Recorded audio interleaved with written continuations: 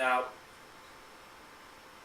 Paul Hill saw his violence as a form, again, as a form of what he called defensive action, rather than a terroristic assault.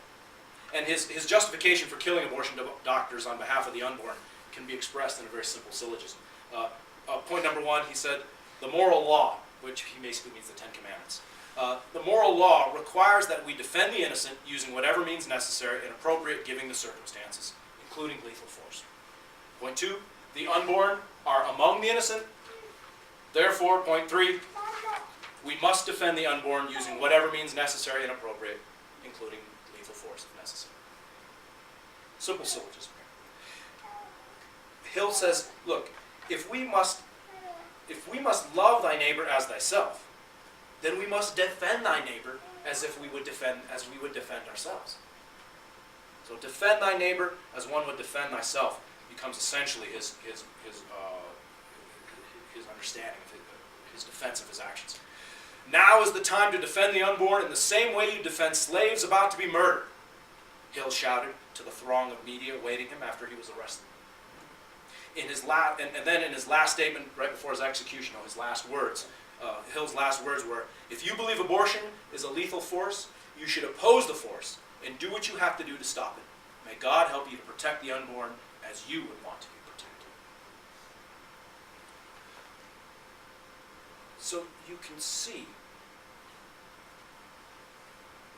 what he's doing is that Hill is clearly, powerfully identifying with the unborn.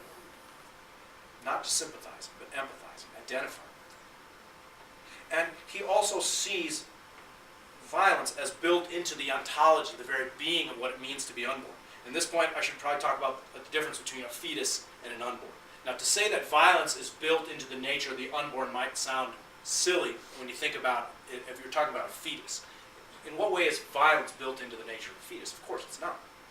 But also ask yourself, in what way is violence built into the nature of a worker, of a human being who happens to be a worker or who happens to be colonized?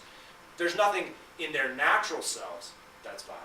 But when you place them in a certain political context, then their very being becomes one that is violent. This is the difference between the fetus and the unborn.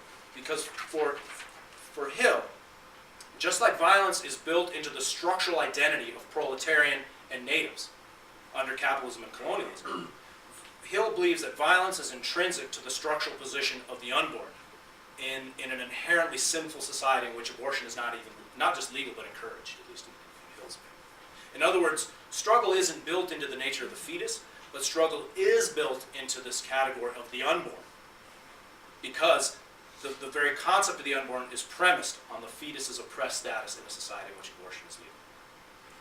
And since struggle is built into the very concept of the unborn, Hill argues, total identification with the unborn can justify violence on its behalf.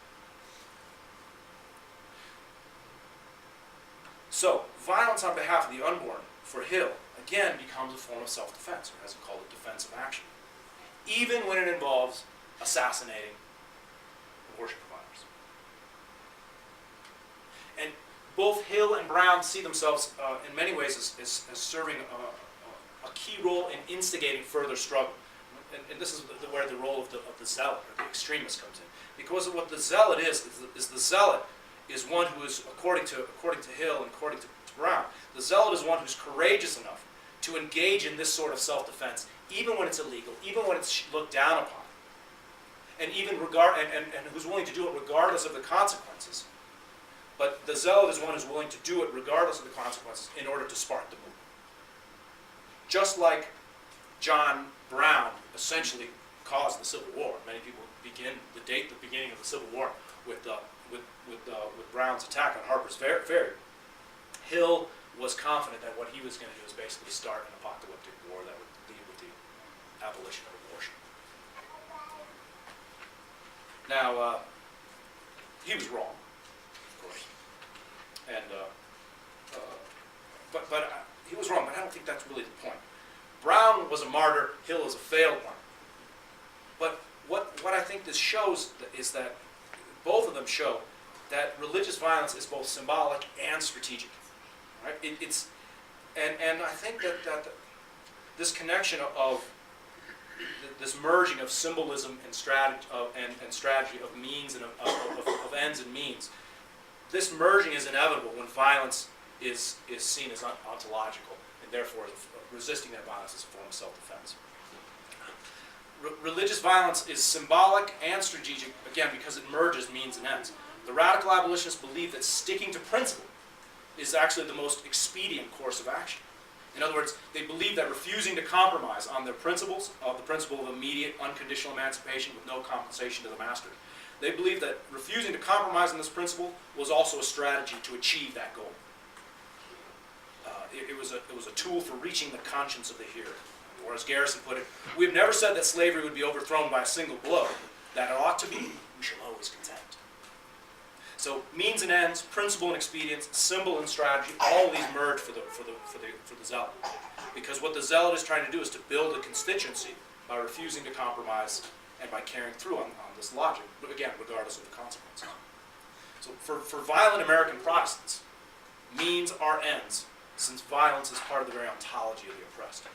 Acting on their behalf is a form of self-defense that is simultaneously just, instrumental, and redemptive.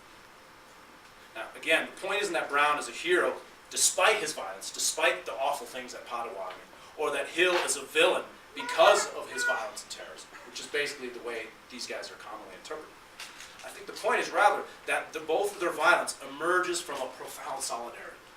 A solidarity that seems awful to those who oppose the political positions. Whether if you're pro-slavery or you're pro-choice, their solidarity with the unborn, their solidarity with the slave seems awful. But yet that solidarity at the same time seems heroic to those who support those beliefs. So this is where zealotry and populism meet. When zealotry is put towards radically democratic ends, we recognize its actors as martyrs and as heroes. But when zealotry is put towards anti-democratic ends, we see villains and failures. These are the places, respectively, of John Brown and Paul Hill